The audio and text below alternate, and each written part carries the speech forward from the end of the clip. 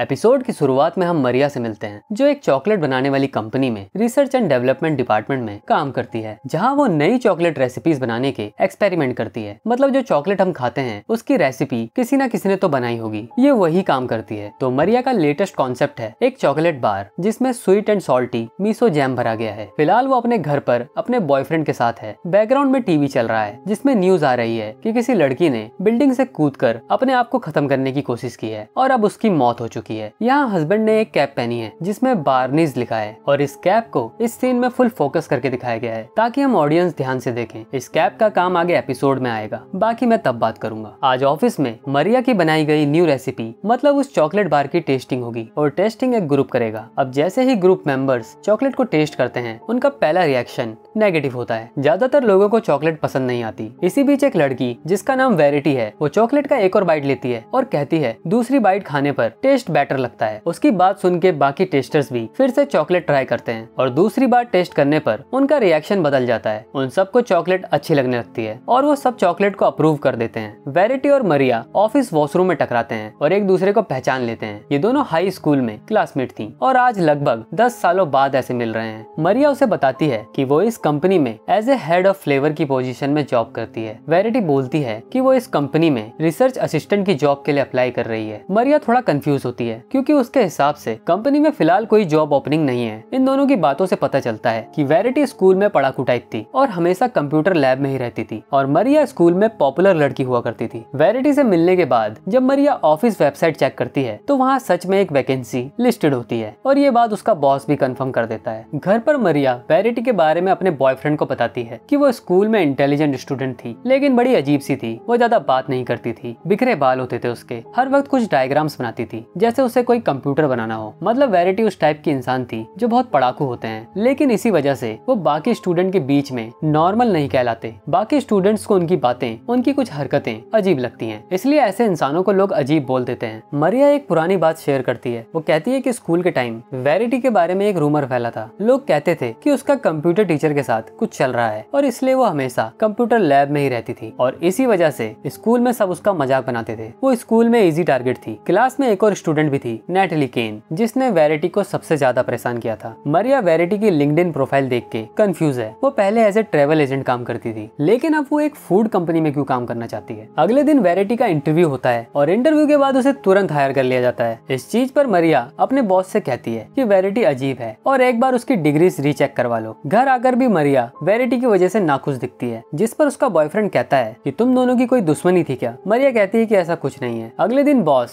मरिया को बताता है कि वेरिटी की डिग्रीज एकदम रियल है। हर जगह पूछताछ करने पर यही पता चला है कि वो अपने काम में बेस्ट है। बॉस वेरिटी को मरिया की टीम में रखता है जहाँ वो उसकी टीम के साथ रहकर काम सीखेगी। आज मरिया एक न्यू रेसिपी पर काम कर रही है जिसको बनाने के इंग्रेडिएंट्स वो वेरिटी को मेल कर देती है ताकि वेरिटी वो इंग्रेडिएंट्स फिर हेड शेफ को दे दे। ये रेसिपी कल कंपनी के ओनर टेस्ट करने वाले हैं। ओनर हिंदू हैं और मरिया को ये कंफर्म नहीं है कि वो नॉनवेज खाते हैं या नहीं, इसलिए मरिया ने इंग्रेडिएंट लिस्ट में वीगन बेस्ड जेलेटिन लिखा था। इसी बीच कोई लुइजा का आलमंड मिल्क पी लेता है और उसका शक निक पर जाता है, लेकिन निक साफ मना कर देता है। फिर कुछ देर बाद जब मरिया अपना काम कर रही होती है तब पीछे बैठे निक और verity burnish chicken fast food restaurant के बारे में बात कर रहे होते हैं और मरिया सुन लेती है तो वो कहती है कि बर्निश चिकन नहीं है, उसका नाम बार्निश चिकन है। इस बात पर मरिया की बहस हो जाती है। वो कहती है कि उसका बॉयफ्रेंड पहले बार्निश चिकन में ही काम करता था और उसके पास आज भी कंपनी की कैप है। फिर जब उसकी बात को कोई नहीं मानता तो वो गूगल करती है और गूगल पर लिखा दिखता है बर्निश चिकन। ये देख मरिया शॉक थी क्योंकि वो कैप अपने बॉयफ्रेंड के पास वो डेली देखती है। फिर जब घर आकर वो अपने बॉयफ्रेंड की कैप देखती है तो उसमें भी बार्निश की जगह बर्निश चिकन लिखा होता है। तब वो अपने बॉयफ्रेंड से पूछती है कि कंपनी का नाम तो बार्निश चिकन था। बॉयफ्रेंड कहता है कि उसने वहाँ 1 साल तक काम किया था, वो बर्निश चिकन ही था। लेकिन मरिया अब तक कंफ्यूज है और इसलिए ही एपिसोड की शुरुआत में हमें इतना फोकस करके उस कैप को दिखाया गया था। असल में शुरुआती सीन में कैप पर बार्निश चिकन लिखा था। तो यहाँ से ये एपिसोड काफी इंटरेस्टिंग होने लगता है। देखो जब आप भी इस एपिसोड को देखोगे तो पक्का रिवाइंड करके चेक करोगे कि बार्निश था या बर्निश। इस बात को लेकर मरिया की अपने बॉयफ्रेंड से बहस होने लगती लगती है। बॉयफ्रेंड कहता है कि तुम वेरिटी को लेकर इतना परेशान क्यों हो रही हो, वो अपना काम कर रही है, तुम अपना करो। फिर मरिया अपनी क्लासमेट नेटली केन को मैसेज करती है, जिससे उसने 4 सालों से बात नहीं की थी, लेकिन नेटली की तरफ से कोई मैसेज नहीं आता। अगले दिन कंपनी के ओनर न्यू रेसिपी को टेस्ट करते हैं और काफी तारीफ करते हैं, साथ ही पूछते हैं कि इसमें क्या डाला है। मरिया इंग्रेडिएंट्स बताती है और कहती है कि इसमें प्लांट बेस्ड जेलेटिन का यूज हुआ है। हेड शेफ थोड़ा शॉक हो जाती है क्योंकि उसमें दरअसल बीफ बेस्ड जेलेटिन डाला गया था। ओनर के जाने के बाद हेड शेफ कहती है कि लिस्ट में नॉन पोर्क जेलेटिन लिखा था, इसलिए उसमें बीफ बेस्ड जेलेटिन डाला था। मरिया कहती है कि उसने लिस्ट में प्लांट बेस्ड जेलेटिन लिखा था। हेड शेफ का कहना था कि वेरिटी की लिस्ट में ऐसा कुछ नहीं था। बॉस फिर वेरिटी से पूछता है। वेरिटी कहती है जैसा मरिया ने मेल किया था उसने वही इंग्रेडिएंट्स हेड शेफ को दे दिए थे। बॉस फिर मेल चेक करता है और वहाँ पर नॉन पोर्क जेलेटिन साफ लिखा दिखता है। बॉस मरिया को वेरिटी से सॉरी कहकर बात यहीं खत्म करने को कहता है। मरिया दिल पर पत्थर रखकर सॉरी कहती है और फिर अकेले में बॉस को बताती है कि कुछ गलत हो रहा है। उसने वो मेल नहीं लिखी थी, लेकिन बॉस के सामने मेल थी और वो मरिया का भरोसा नहीं करता। घर में वो ये बात अपने बॉयफ्रेंड से करती है। वो कहता है कि तुम स्ट्रेस ले रही हो, कुछ दिनों की छुट्टी ले लो। लेकिन मरिया कहती है कि स्कूल में वेरिटी कंप्यूटर में बहुत स्मार्ट थी, ये उसी का काम है, उसी ने किसी तरह मेरी भेजी मेल को चेंज किया है।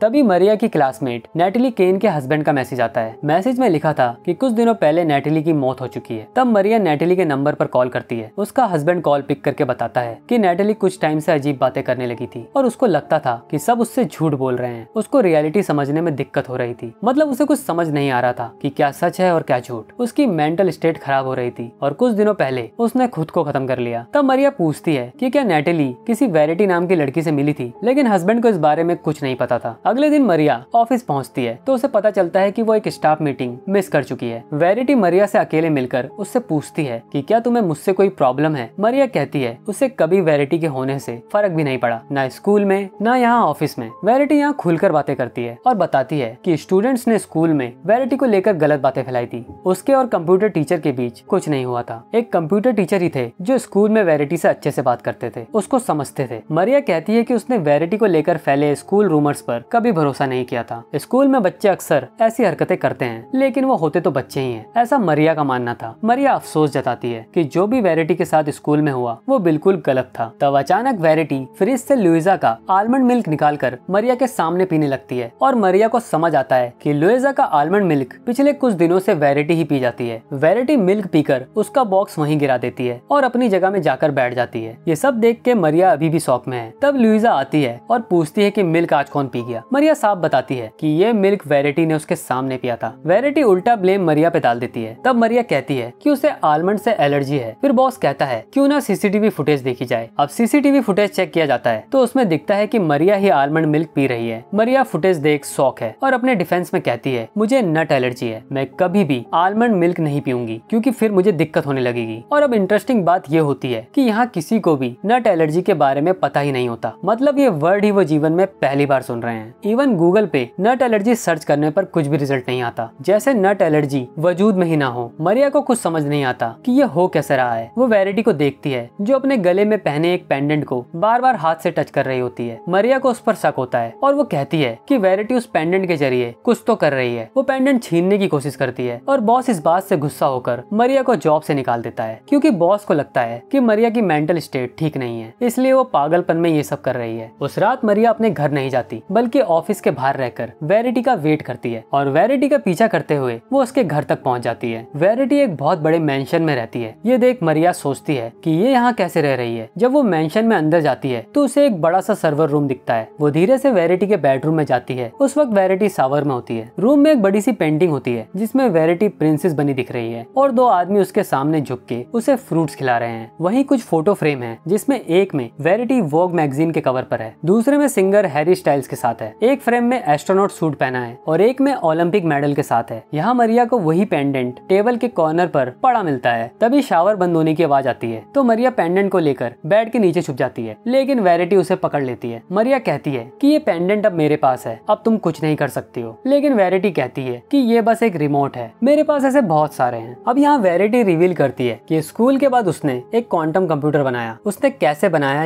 ये नहीं बताया गया, लेकिन हमें एपिसोड में कई बार बताया गया था कि वो बहुत इंटेलिजेंट है और उसका कंप्यूटर सब्जेक्ट में बहुत इंटरेस्ट था। ये क्वांटम कंप्यूटर वेरिटी को किसी भी ऑल्टरनेट पैरेलल टाइमलाइन में शिफ्ट कर सकता है और पेंडेंट सिर्फ उसके फिंगरप्रिंट के साथ ही काम करता है। टेक्निकली वो कुछ बदल नहीं रही है, बल्कि खुद को और सबको ऐसी टाइमलाइन में ले जाती है जहाँ उसकी बोली बातें पहले से ही सच होती हैं। अनगिनत टाइमलाइंस हैं या कह लो रियलिटीज हैं, यूनिवर्सेस हैं, जिसमें से वेरिटी किसी एक टाइमलाइन को चूज करती है जहाँ सिर्फ मरिया को ही सच दिखे और बाकी सबको वही दिखे जो वेरिटी दिखाना चाहती है। देखो यहाँ कुछ भी डिटेल्स में नहीं बताया गया और सीधा मल्टीवर्स कॉन्सेप्ट डाल दिया गया है। मल्टीवर्स के बारे में मैं आगे बात करूंगा। वेरिटी कहती है कि उसने इंटेंशनली मरिया के आसपास की रियलिटी बदली ताकि उसका मेंटल स्टेट बिगड़ जाए और वो परेशान होकर खुद को खत्म कर ले। और वेरिटी ने ऐसा इसलिए किया ताकि स्कूल में फैले उस रूमर का बदला मरिया से ले सके। असल में मरिया ने ही स्कूल टीचर और वेरिटी को लेकर वो गंदा रूमर फैलाया था और ये बात वेरिटी को नेटेली केन ने बताई थी। मरिया से पहले वेरिटी ने नेटेली के साथ भी कुछ ऐसा ही किया था जैसा वो अभी मरिया के साथ कर रही है। नेटेली इस सिचुएशन में जल्दी टूट गई थी और वो ये सब झेल नहीं पाई। इससे वो इतनी परेशान हो गई कि उसने बिल्डिंग से कूदकर अपनी जान ले ली थी। और इंटरेस्टिंगली एपिसोड की शुरुआत में जो न्यूज बैकग्राउंड में चल रही थी वो नेटेली की मौत की थी। मरिया उसे समझाने की कोशिश करती है कि वो उसे बख्श दे, लेकिन वेरिटी बोलती है मैंने लाइफ में हर चीज ट्राई करी, अपनी एक अलग दुनिया बनाई, लेकिन स्कूल में फैला वो रूमर उसके दिमाग से चिपका रहा, उसे सताता रहा और जब तक वो बदला नहीं ले लेती तब तक शायद उसे सुकून नहीं मिलेगा। इतने में ही मरिया उस पर अटैक करने का ट्राई करती है, लेकिन वेरिटी पेंडेंट का यूज कर टाइमलाइन चेंज करके पुलिस बुला लेती है और मरिया के हाथ में चाकू आ जाता है। वेरिटी पुलिस से कहती है कि इसने मुझ पर हमला किया और पुलिस मरिया को पकड़ लेती है, लेकिन मरिया एक ऑफिसर की गन छीनकर वेरिटी के फेस पर गोली चला देती है। इससे वेरिटी मारी जाती है और मरिया जल्दी से पेंडेंट में वेरिटी का फिंगरप्रिंट लगाकर पेंडेंट को कहती है कि पेंडेंट मेरे लिए भी काम करेगा। पेंडेंट को वेरिटी का फिंगरप्रिंट मिल चुका है तो पेंडेंट अब मरिया के ऑर्डर्स फॉलो करने लगता है। मरिया इस चीज का फायदा उठा के पुलिस को कहती है कि वेरिटी ने अपने आप पर खुद शूट किया था। पुलिस वाले मान जाते हैं। उसके बाद वो बार बार अपने फेवर में पेंडेंट को ऑर्डर देती है और एंड में हम देखते हैं कि मरिया अपने आप को यूनिवर्स की एम्प्रेस बना देती है और ये एपिसोड यही एंड हो जाता है।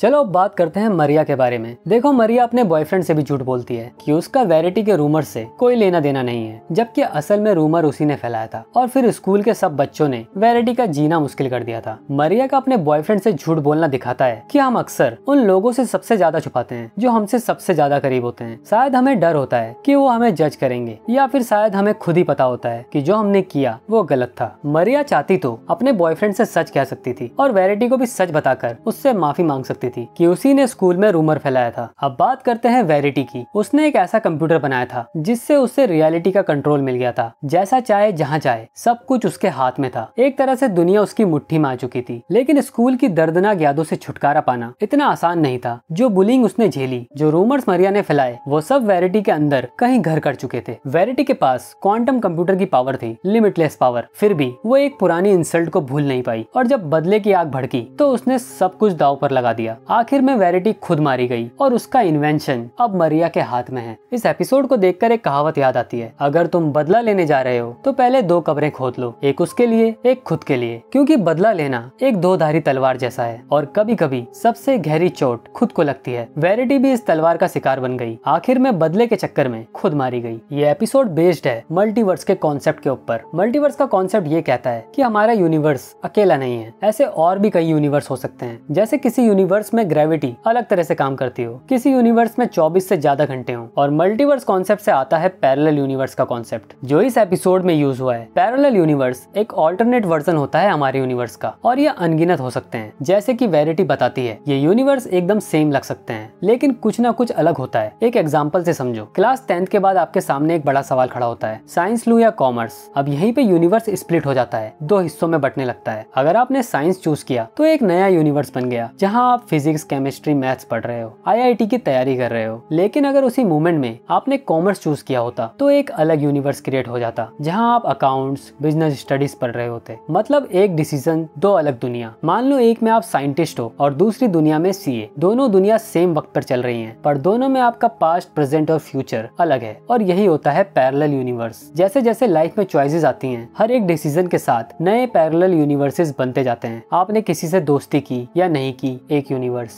आपने ब्रेकअप किया या शादी, दूसरा यूनिवर्स। आपने अमेरिका शिफ्ट किया या अपने देश में रुक गए, तीसरा यूनिवर्स। हर पॉसिबिलिटी एक अलग दुनिया बनाएगी। आई होप आपको समझ आ गया हो। अगर अब तक नहीं समझ आया है तो अब जरूर आ जाएगा। एग्जाम्पल में लेते हैं तीनों स्पाइडरमैन फिल्म्स को, Toby Maguire, Andrew Garfield and Tom Holland. तीनों स्पाइडरमैन पैरेलल यूनिवर्स में एग्जिस्ट करते हैं। यहाँ बस एक रूल डिफरेंट है कि ये तीनों दिखते अलग हैं और इनकी एज भी अलग है। बट इस एग्जाम्पल के लिए इतना समझो कि ये तीनों पैरेलल यूनिवर्स में एग्जिस्ट करते हैं और तीनों की दुनिया सेम वक्त पर चल रही है। अब आते हैं इनकी लाइफ पर। तीनों स्पाइडरमैन की लाइफ अलग तरह से बीती है। टोबी वाले स्पाइडरमैन के अंकल बेन की डेथ होती है, उसको प्यार होता है एमजे से यानी मैरी जेन से। एंड्रू वाले स्पाइडरमैन के भी अंकल की डेथ होती है, लेकिन उसको प्यार होता है ग्वेन स्टेसी से। और टॉम वाले स्पाइडरमैन के भी अंकल बेन एंड आंट मे की डेथ होती है, वो टोनी स्टार्क से मिलता है और उसको प्यार होता है एमजे से, जो मैरी जेन नहीं बल्कि मिशेल जॉन्स वॉटसन है। इन तीनों की लाइफ में विलेंस भी डिफरेंट होते हैं। तो ये एक बढ़िया एग्जांपल है पैरेलल यूनिवर्स का। अगर पैरेलल यूनिवर्स और अच्छे से एक्सपीरियंस करना चाहते हो तो everything everywhere all at once देखना। ये फिल्म डेफिनेशन है multiverse and parallel universe concept की। चलो एक फन फैक्ट बताता हूँ, स्ट्रेंजर थिंग का अपसाइड डाउन भी एक क्लासिक एग्जांपल है पैरेलल यूनिवर्स का। अपसाइड डाउन एक पैरेलल डायमेंशन है जो स्ट्रेंजर थिंग्स के हॉकिंस शहर का डार्क वर्जन है। वहाँ सेम बिल्डिंग्स है लेकिन इंसानों की जगह मॉन्स्टर्स हैं।